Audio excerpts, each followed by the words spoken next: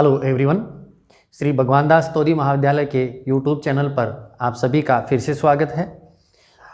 आज की जो क्लास है उसमें हम उसी टॉपिक की चर्चा करेंगे जिसका हमने पिछले वीडियो में जिक्र किया था, और वो हम चला रखे थे हमने प्लेसेंटा। प्लेसेंटे का निर्माण की जो चरण थे अलग अलग, और उन चरणों में हम प्लेसेंटा के क्लासिफिकेशन से रिलेटेड चर्चा कर रहे थे। इसके वर्गीकरण की बात हम कर रहे थे, और प्लेसेंटा के वर्गीकरण में on the basis of origin, उत्पत्ति के आधार पर हमने जिक्र किया था, पहला इसका पॉइंट है। और उत्पत्ति के आधार पर ये 3 प्रकार का प्लेसेंटा था: योर्कशैक प्लेसेंटा, एलेंटोइक प्लेसेंटा, और थर्ड था कोरियोनिक प्लेसेंटा। देखो, इसमें जो सवाल बनते हैं ना, वो ज़्यादातर क्लासिफिकेशन से रिलेटेड ही बनाए जाते हैं। अधिकतर यही पूछा जाता है कि भी क्लासिफिकेशन के बारे में इसके विस्तार से बताइए। अगर बड़ा क्वेश्चन आता है तो, छोटा क्वेश्चन आ जाता है तो 2 ही चीज़ें पूछेंगे इसमें। अगर क्लासिफिकेशन से रिलेटेड अगर छोटे क्वेश्चन बनेंगे तो on the basis of origin and on the basis of histology, केवल 2 ही टॉपिक पर या पॉइंट पर सवाल पूछे जाएंगे। पिछले वीडियो में हमने स्टडी की थी योर्कशैक प्लेसेंटा के बारे में। आज हम जानने की कोशिश करेंगे कि एलेंटोइक प्लेसेंटा जो होता है वो किस प्रकार का होता है। हमने ये पढ़ा था कि योर्कशैक प्लेसेंटा जो है वो रेबिट वगैरह में मौजूद होता है, और ये पैरामील्स टाल्पा उनके अंदर देखने को मिलता है। एलेंटोइक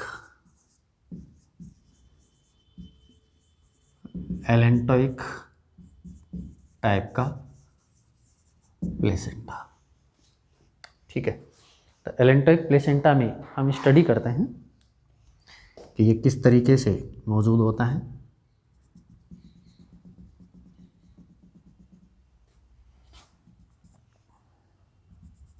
ये कंप्लीट यूटेरस है जिसमें ल्यूमन ऑफ यूटेरस,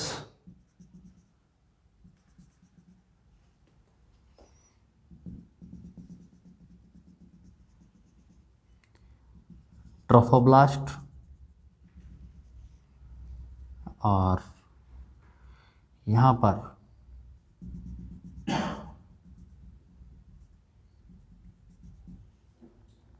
ये भ्रूण का निर्माण,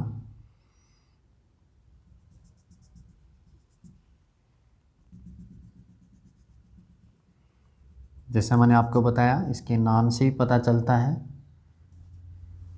कि इस प्रकार के प्लेसेंटा को हम क्या कहते हैं, एलेंटोइक प्लेसेंटा। तो इसका मतलब इसमें एलेंटोइस जो होती है वो बड़ी होती है।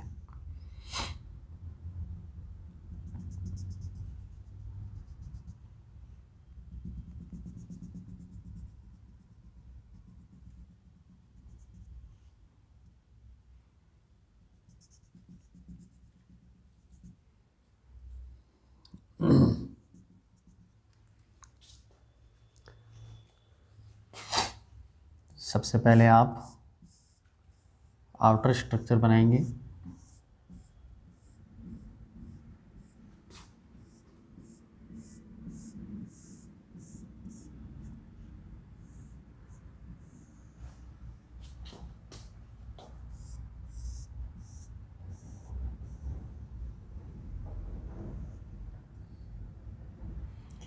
डायग्राम बनाने में इम्पोर्टेंट ये होता है कि आप शुरुआत कहाँ से करते हैं।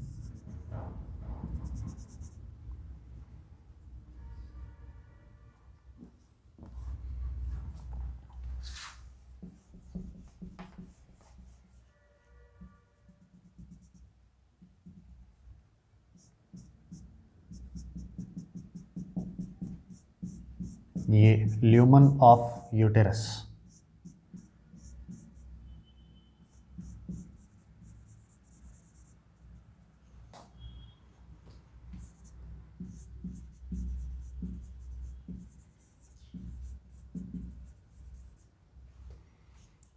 और ये है यूटेरस। इसमें हम बाहर की तरफ बना लेते हैं।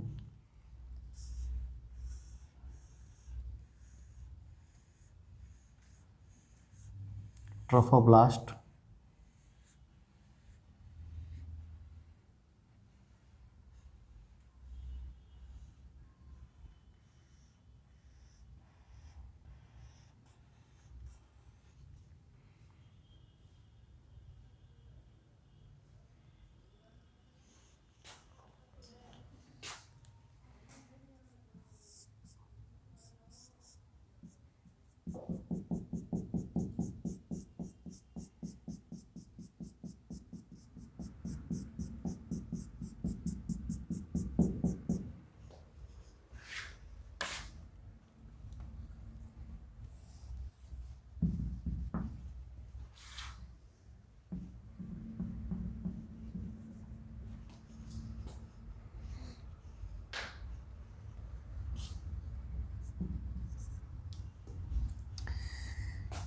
ये हमने बनाया बीच में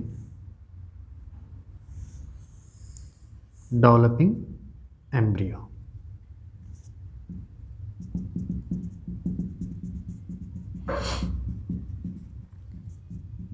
आपने देखा था कि योक्सेक प्लेसेंटा जो है उसमें एक अलग एक्सिस पर एम्ब्रियो का विकास हो रहा था। यहाँ पर आप देखेंगे कि केंद्र में आपको भ्रूण दिखाई देता है, एम्ब्रियो, और इस एम्ब्रियो को कवर किए रहती है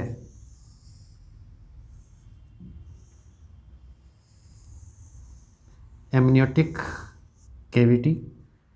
इस एमनियोटिक कैविटी का भी वही फंक्शन है जो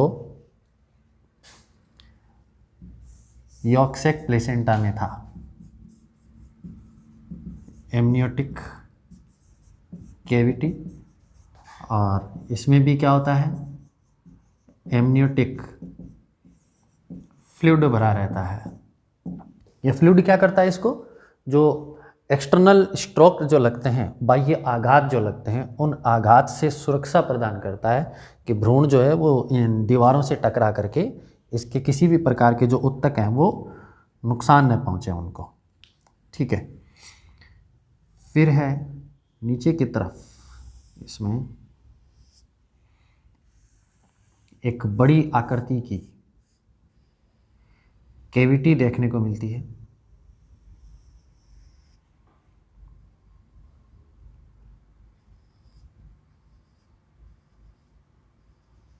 जिसका हम कहते हैं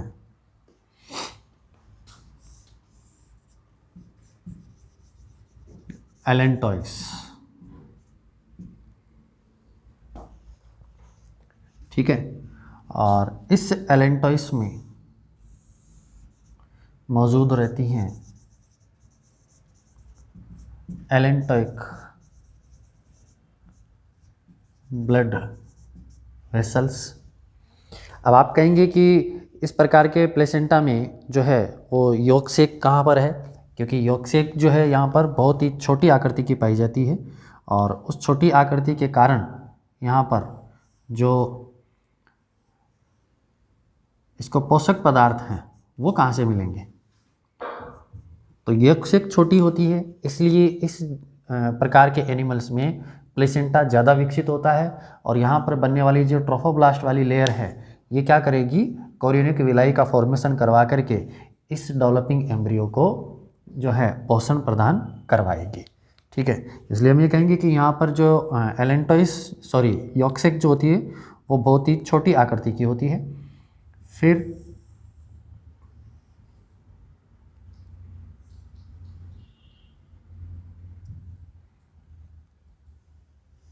एक कैविटी ऊपर की तरफ इसमें मौजूद रहती है, जिसको हम कहते हैं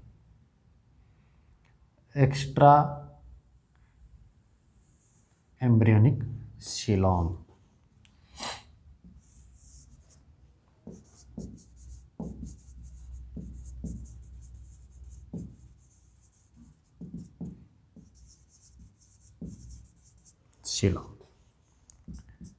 ठीक है, ये भी ल्यूमन ऑफ यूटेरस है। तो यहाँ पर इस प्रकार के जो जंतु होते हैं जिनमें कि पैरामील्स वगैरह हैं, टाल्पा है, एग्जाम्पल है इसके पैरामील्स, टाल्पा वगैरह, केवल एक आप याद कर लें, ठीक है। इससे पीछे का जो था यॉर्कशेयर टाइप का जो प्लेसेंटा था वो किन जंतुओं में मिल रहा था, रेबिट वगैरह में। तो यहाँ पर एलेंटोइक टाइप का जो प्लेसेंटा होता है उनके अंदर एलेंटोइस बड़ी होती है, बाकी सभी प्रकार की जो केविटी होती है वो यहाँ पर छोटी आकृति में पाई जाती है। और यहाँ क्या होगा, इस प्रकार के जंतुओं में डेवलपमेंट के दौरान एलेंटोइस और ज़्यादा इंक्रीज हो जाती है, ठीक है। और जो ल्यूमन है, जब डेवलपमेंट होता है इनका, जब डिलीवरी होती है तो उस डिलीवरी के समय ये एलेंटोइस और कंप्लीट प्लेसेंटा को बाहर रिमूव करवा दिया जाता है। आप इसका स्क्रीनशॉट लें, फिर इसको मिटा करके हम पढ़ेंगे जो कोरियोनी टाइप का जो प्लेसेंटा है उसके बारे में।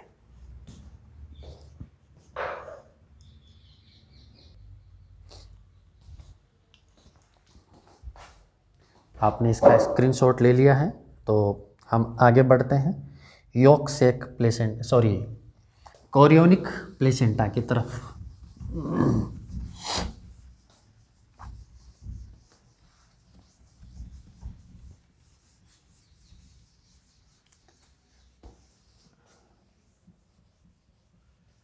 On the basis of origin, हम उत्पत्ति के आधार पर प्लेसेंटा के प्रकार का डिस्कशन कर रहे हैं। और इसमें है तीसरा कोरियोनिक टाइप का प्लेसेंटा। कोरियोनिक प्लेसेंटा देखो किस तरीके का होता है।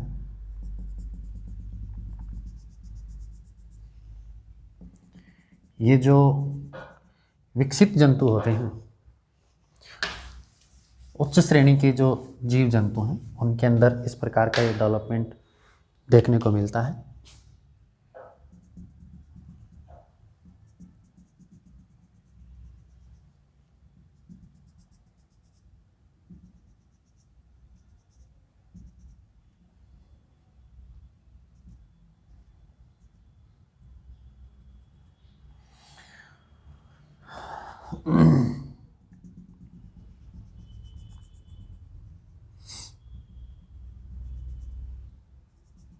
यहाँ पर आपको जो डेसिडुआ, बेसिलिस, कैप्सुलेरिस और पेराइटेलिस तीनों को आप स्पष्ट रूप में यहाँ पर देख सकते हैं, क्योंकि डेसिडुआ, बेसिलिस हो, पेराइटेलिस हो और कैप्सुलेरिस हो, तीनों प्रकार की संरचनाएं जो हैं वो क्या कर रही थी, यहाँ पर इस भ्रूण को स्थिर रखने में मदद कर रही थी। और यहाँ पर जो है कोरियन का एक जाल बिछा रहता है। ये हम एकदम यहाँ पर केंद्र में तो क्या, यहाँ पर हम बनाएंगे भ्रूण,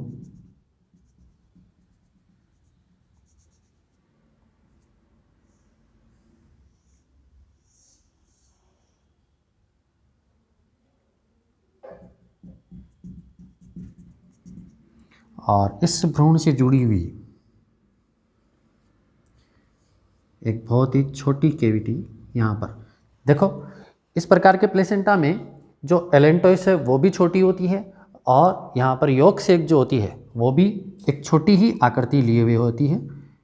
यहाँ पर आप यॉर्कशेयर जो है उसको आप देखेंगे, ये भी एक छोटी आकृति लिए हुए संरचना है। तो आपको दो चीज़ें यहाँ पर नज़र आ रही हैं,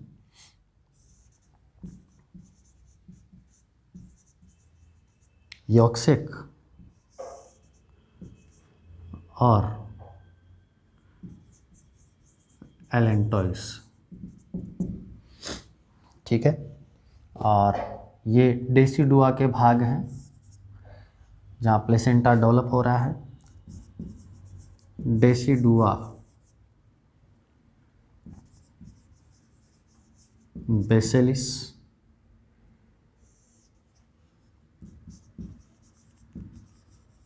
डेसिडुआ, कैप्सुलेरिस और डेसिडुआ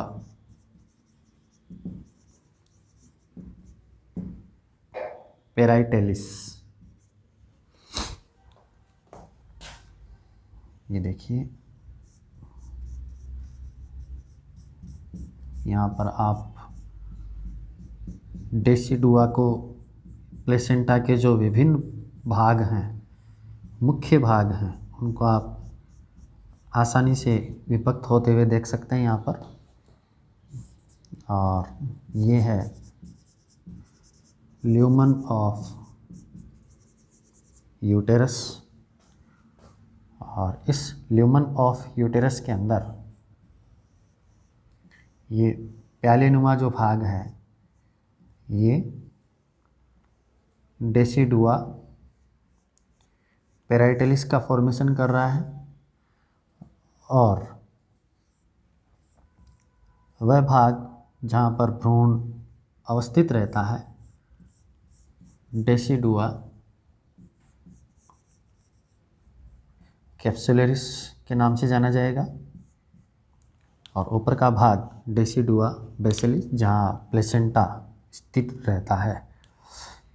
और यहाँ पर मौजूद रहती हैं इस तरीके से एक जाल के रूप में फैली हुई संरचनाएं,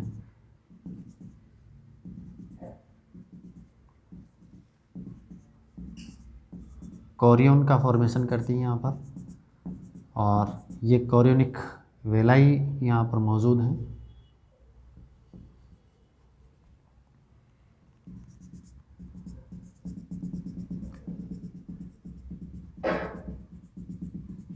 इस तरीके से ये जाल नुमा संरचना है यहाँ पर, और ये सारी जो संरचनाएं हैं ये अवस्थित रहती हैं जो डेसिडुआ बेसिलिस के रूप में जो आइडेंटिफाइड यहाँ पर स्ट्रक्चर है उसके पास में।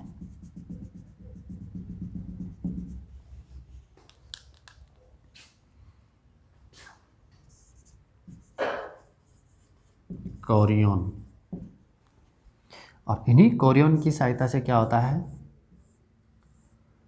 इस भ्रूण को आवश्यक पदार्थों की सप्लाई करवाई जाती है।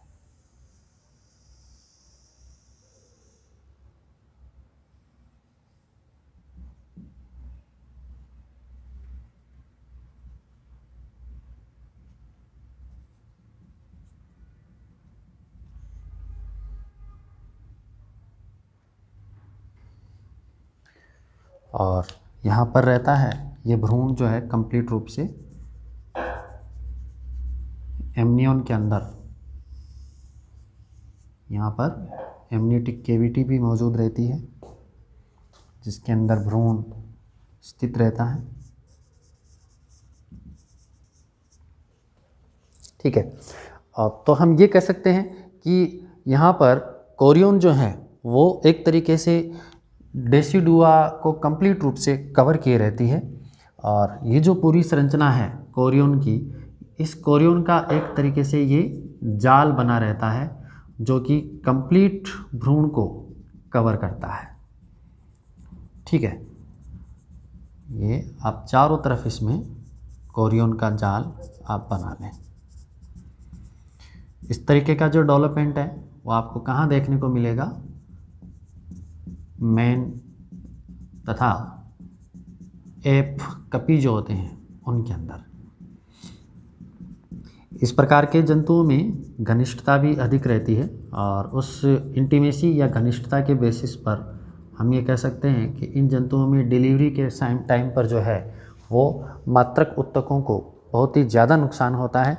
और हम ये कहेंगे कि यूटेराइन कैविटी के अंदर जब ये बंद रहता है भ्रूण, तो बंद रहने के बाद में जैसे जैसे इसका डेवलपमेंट होगा बाकी की जो ये संरचनाएं हैं ये रिड्यूज हो जाएंगी, और यहाँ पर एक्स्ट्रा एम्ब्रियोनिक मेम्ब्रेन के बजाय हम ये कहेंगे कि एक भ्रूण जहाँ स्थित रहता है वो क्या कहला रही है, यूटेरस की कैविटी के नाम से यहाँ पर जानी जा रही है, जो हम किस नाम से जानेंगे, यूटेराइन कैविटी के नाम से जानेंगे। ठीक है, तो ये जो कोरियन है वो क्या कर रही है, इन जंतुओं के अंदर इनको पोषण प्रदान करने के लिए उत्तरदायी है। एग्जाम्पल है इसका मनुष्य तथा कपी। ठीक है, इनके अंदर ही इस प्रकार का डेवलपमेंट देखने को मिलता है। तो देखो हमने तीनों प्रकार के प्लेसेंटा का जिक्र किया है, जिसमें यॉर्क सेक था, एलेंटोइक था और तीसरा आपके सामने है गोरियन। तो तीनों प्रकार के प्लेसेंटा में जो इनकी उत्पत्ति है, उस उत्पत्ति के आधार पर हम आइडेंटिफाई कर सकते हैं कि कौन कौन सी झिल्लियों का रोल रहता है जो कि भ्रूण के विकास में योगदान करती हैं, इसके एक्सक्रीटरी वेस्ट को इकट्ठा करने में योगदान करती हैं, और एक्सक्रीटरी वेस्ट के योगदान इकट्ठा करने के अलावा उसके पोषण में सहायक होती हैं। तो पोषण में जहाँ यॉर्क सेक बड़ी होगी वहाँ पर क्या होता है, प्लेसेंटा का रोल थोड़ा सा कम रह जाता है और यॉर्क सेक का रोल ज़्यादा रह जाता है। तो ये झिल्लियाँ इस प्रकार का रोल प्ले करती हैं, जो कि जिनको हम एक्स्ट्रा एम्ब्रियोनिक मेम्ब्रेन के नाम से जानते हैं। तो सभी प्रकार की झिल्लियाँ जो हैं वो क्या कर रही हैं, भ्रूण के विकास में अपना मूल भूमिका निभा रही हैं। तो ये था origin of on the basis of origin. इसमें नेक्स्ट जो क्लासिफिकेशन का पार्ट है उसकी स्टडी हम नेक्स्ट वीडियो में करेंगे। Thank you.